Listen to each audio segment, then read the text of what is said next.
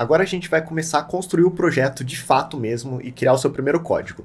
Você não vai precisar instalar nada no seu computador, mas agora já é recomendado que você esteja utilizando um computador para você poder programar aqui junto comigo, certo? A gente vai utilizar o Google Colab, que é uma ferramenta da Google que permite que a gente programe direto no nosso navegador. Ele não atende 100% dos casos, mas para o que a gente vai fazer aqui para muitos outros, ele vai ser muito eficiente, inclusive até para quando a gente precisar fazer um processamento mais pesado. Beleza? Então, isso permite que você não tenha que configurar nada no seu computador. A única coisa que você precisa é uma conta na Google para você poder acessar esse serviço deles, que é completamente gratuito. Então, você tem que ter um Gmail. Então, se você ainda não tem um Gmail, cria ele agora para você poder continuar acompanhando o curso aqui comigo e executando os códigos junto conforme eu for mostrando para você. Beleza? Se você já tem um Gmail, bora começar. Você vai vir aqui no Google e procurar por Google Colab.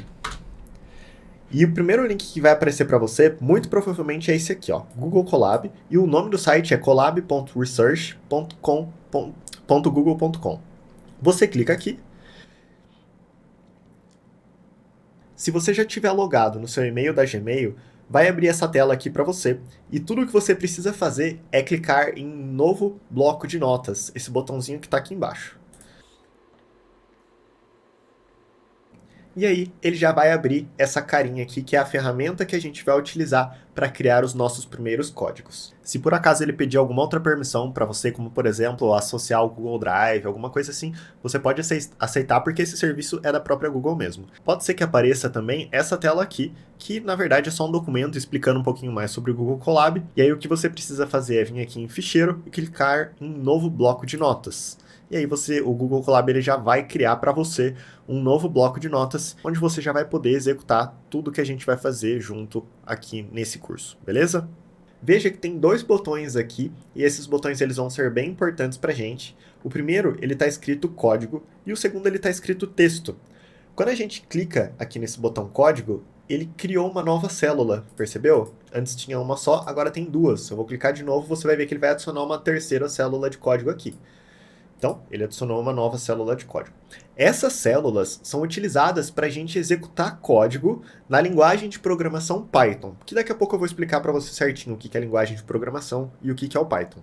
Mas nesse momento, você tem que entender que existem essas células de código, que é o que a gente vai utilizar para executar a solução do problema que eu acabei de falar para vocês na aula anterior. E quando a gente clica aqui em texto, ele vai criar uma célula de texto. Pode ver que é até um tanto parecido quanto o Word ou o Google Docs, que você consegue pôr qualquer texto. Então eu vou pôr aqui, ó, meu nome é Paulo. E isso daqui simplesmente é um texto, é uma forma da gente fazer anotações no código e criar até um documento completo com todo o código que a gente está desenvolvendo. Isso daqui é muito utilizado em empresas quando você precisa fazer uma análise parte a parte, então você vai colocando um bloco de texto com a explicação do que você está fazendo e o código que executa o que você acabou de explicar. Depois você adiciona mais uma célula de texto explicando qual é o próximo passo e o código que executa esse próximo passo, beleza? Principalmente quando a gente está fazendo análise de dados, esse tipo de recurso é extremamente eficiente. Agora, a próxima coisa que eu quero mostrar para vocês é que se eu escrever esse mesmo texto aqui, ó, meu nome é Paulo, em uma célula de código, e veja que a grande diferença aqui de uma célula de código para uma célula de texto é que a célula de código tem esse play. Esse playzinho aqui é justamente para você falar para o Google Colab executar o código que você colocou nela. Então, eu vou colocar aqui, meu nome é Paulo, colei o mesmo texto que a gente utilizou aqui na célula de texto e vou clicar nesse playzinho. Ele está executando. Ele executou, mas ele retornou um erro. Por que ele retornou um erro? Ele está falando aqui que teve um erro de sintaxe, que é uma sintaxe inválida. Por que isso aconteceu? Da mesma forma que nós, como seres humanos, temos os nossos idiomas para se comunicar, então eu estou falando, por exemplo, com vocês aqui utilizando português. Tem o inglês, tem mandarim, tem várias outras línguas que os seres humanos utilizam para se comunicar, certo? Com o computador não é diferente. A gente tem linguagens de programação, que é a forma que a gente se comunica, nós, seres humanos, com os computadores. Então, cada linguagem de programação é uma forma diferente e tem um objetivo diferente para a gente fazer a comunicação com o computador. Logo, eu ter escrito esse texto aqui em português não fez sentido para o computador. E aí ele retornou falando que isso é uma sintaxe inválida e, portanto, isso não funcionou, certo? Se você não abriu o Jupyter Colab ainda, não fez nada, eu recomendo você pausar o vídeo e chegar até o momento em que eu estou aqui agora. Então, abre o Colab, chega nessa telinha aqui em que você consegue colocar textos, cria uma célula de texto, cria uma célula de código e executa até exatamente esses passos que eu fiz aqui. Coloca uma célula de texto, com o meu nome é Paulo, e coloca aqui esse textinho também numa célula de código e executa para você ver esse erro que acabou de ser gerado aqui. Beleza? Pausa o vídeo e faz isso. Ok, eu espero que você tenha chegado até aqui comigo. E o próximo passo vai ser a gente executar um comando Python. E o que é o Python? Python é um dos idiomas que a gente consegue utilizar para falar com o computador. Na minha opinião, o Python é uma das linguagens mais fáceis que a gente tem de se aprender hoje em dia e ela é extremamente versátil. A gente consegue criar aplicativos de computador, a gente consegue criar site com ela e ela também é muito utilizada na área de dados, tanto na parte de engenharia de dados quanto na parte de ciência de dados.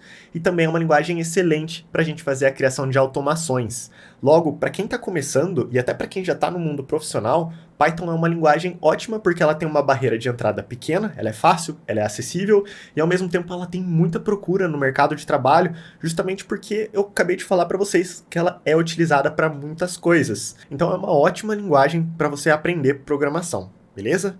Vamos executar agora o primeiro comando na linguagem Python. O que a gente vai colocar aqui? Ó? Print, abre parênteses, abre aspas e vou colocar o texto Olá, mundo. E vou executar novamente essa célula. Como que eu executo? Lembra? Clica no play. Agora, em vez dele voltar um erro, ele simplesmente escreveu aqui, nessa saída que a gente tem aqui embaixo, o texto Olá Mundo. O que isso que eu acabei de pôr na tela faz? O comando print, o texto print, ele significa em português imprimir. Então, eu falei para o Python, eu quero que você imprima, e aí dentro aqui dos parênteses, eu passei o que eu queria que ele imprimisse. Por isso que ele executou aqui no fim, Olá Mundo. Então, agora pausa o vídeo e cria o seu comando print, Olá Mundo, e executa ele para garantir que está tudo funcionando certinho. Da mesma forma que você pode criar células, você também pode excluí-las. Então, se você olhar aqui no cantinho direito, vai ter uma barrinha com uma série de opções que você pode fazer em cima dessa célula. E uma delas é essa lixeira. E quando você clica nessa lixeira, ele exclui a sua célula. Então, recapitulando, você consegue fazer a criação de célula de código e de célula de texto clicando nesses dois botões. E você consegue excluir uma célula clicando aqui na lixeira. Além disso, você também pode inverter a ordem das células. Por exemplo, aqui a gente tem uma célula de texto que está lá no final do nosso arquivo. Mas se a gente quisesse que ela fosse para a primeira posição, basta a gente ir clicando nessa setinha que move a célula para cima até ela ficar na primeira posição. E se a gente quisesse que ela fosse para baixo, basta a gente clicar nessa setinha para baixo para que ela entre numa posição para baixo da que ela está. Logo, a gente consegue ter toda essa maleabilidade para criar documentos com códigos e interagir tudo através do seu navegador. Você também pode dar um nome a esse arquivo clicando aqui em cima nesse título. Tá vendo que está Untitled 2? Na verdade, isso daqui significa sem título, que é o padrão que o Google já salva esse arquivo. Então a gente pode colocar aqui aprendendo a programar. E é legal você deixar esse ponto .ipynb, porque esse daqui é o formato do Jupyter Notebook e vai facilitar você encontrar esse tipo de arquivo lá no seu Google Drive, se você for procurar. Se você clicar fora ou apertar Enter, ele já vai alterar para esse nome aqui que você acabou de dar. Além disso, para você forçar o salvamento desse arquivo, você pode apertar Ctrl S, que daí ele vai alterar aqui para aguardar e depois todas as alterações foram guardadas. Se a gente fizer mais alguma alteração aqui, por exemplo, e colocar exclamação, ele já sumiu a mensagem de que todas as alterações foram guardadas e você pode, além de apertar Ctrl S, se você não lembrar muito bem dos atalhos, você pode vir aqui em ficheiro e apertar guardar. Veja que ele está falando aqui que a opção guardar pode ser utilizada também com a opção Ctrl S, que é a que eu falei para vocês. E aí, ele já mudou aqui para aguardar e também todas as alterações foram guardadas. Revisando, você pode utilizar o Google Colab para criar códigos tanto com células de texto quanto células de código. Para você criar uma célula, você pode apertar os dois botõezinhos aqui de código ou de texto, dependendo do tipo da célula que você quer criar. Você pode utilizar também essa barrinha lateral aqui para mover a célula para cima, para baixo e também para excluir essa célula. Você também pode salvar o arquivo clicando em Ficheiro, guardar ou apertando Ctrl S e você pode alterar o nome do arquivo alterando aqui esse títulozinho que tem na parte superior da página. Esse é o Google Colab e ele é uma ferramenta excelente para você aprender a programar, principalmente em Python, que é a linguagem que a gente vai ver aqui. Na próxima aula, eu já vou começar a mostrar para você como que a gente salva informações de textos aqui no Google Colab, utilizando Python, para a gente começar a pensar como que a gente vai, no final lá, gerar aquele contrato em PDF. A primeira coisa que a gente tem que aprender é pegar aquele texto que estava lá no contrato que eu mostrei para vocês, naquele recibinho que eu mostrei para vocês, e descobrir como que a gente salva ele aqui no Python utilizando programação. Eu te espero na próxima aula. Valeu!